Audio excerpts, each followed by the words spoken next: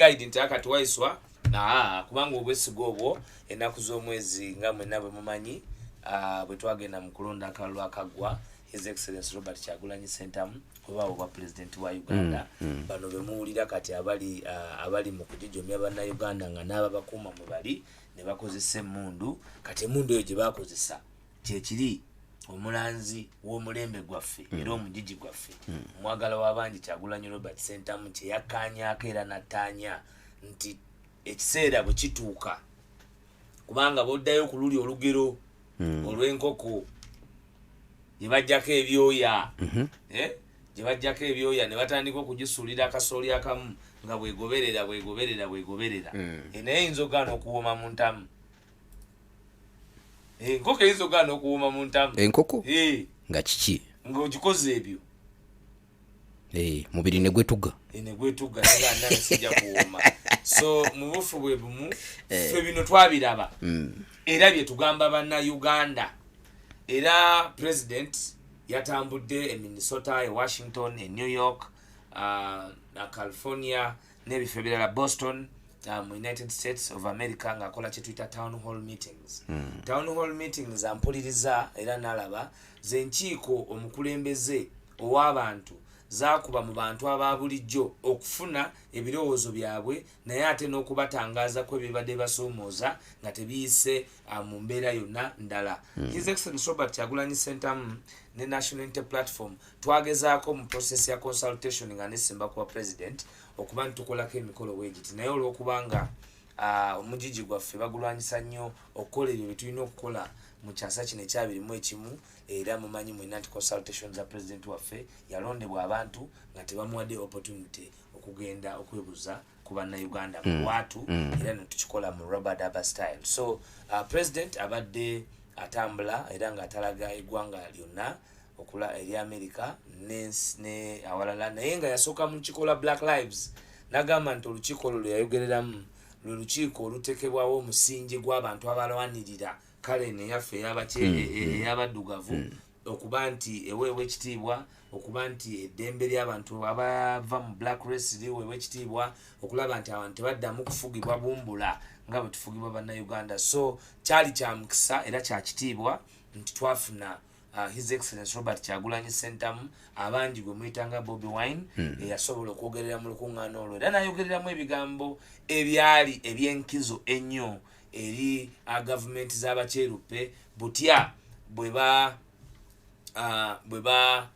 babeera ne bannayuganda bwe batijja ne bannakyemalira era ne babayambako okuwangala mu bukulembeze kubanga tiyagaasa ava wano takolebwa wano aweebwa bazungu ebimotoka ebyo bya World War II ebyalwana mu Sematalo byolaba bazungu be babiwa. So yakozeseza platform eyo bulungi nnyo okuweereza obubaka obulwanisa neo imperialism mu the 21st century.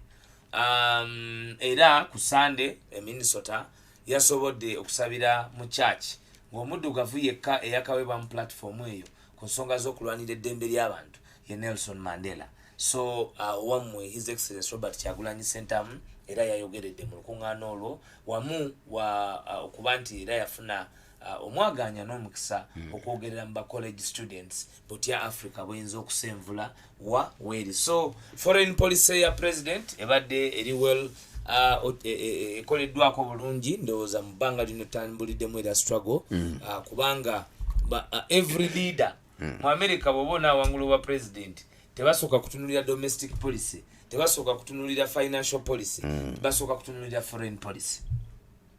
Kyova olaba nti mu America abakulembeze gwe bozoowulira bw'otunulira nti bwe baawangula Hillary Clinton, Barack Hussein Obama mu 2008 mu kampeyini yali ey'amaanyi erya Yes We Can kyamaliriza nga Hillary Clinton asabiddwa n'aweebwa omulimu ogwali ogw'enkizo ogwa Secretary of State.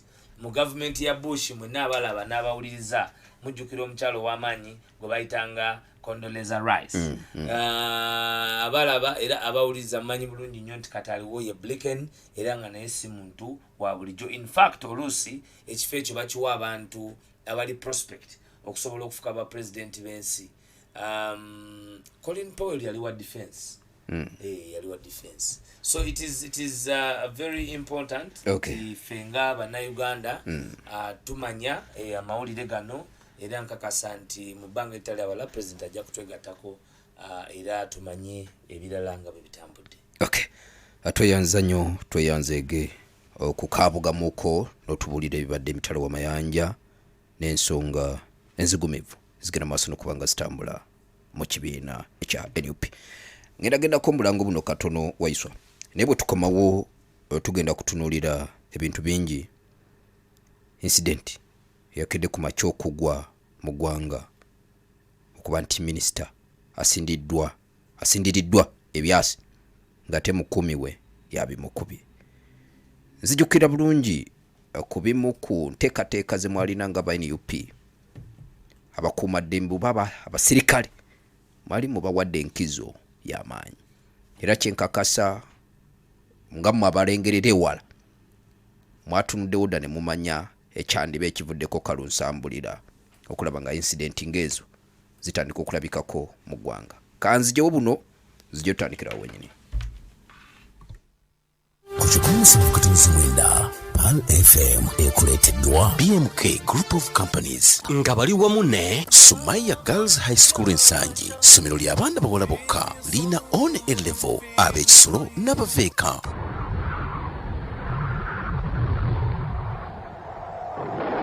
قال رسول الله صلى الله عليه وسلم يغامب ومبكا wa Allah okusasira kwa Allah kubeere kuye n'emirembe.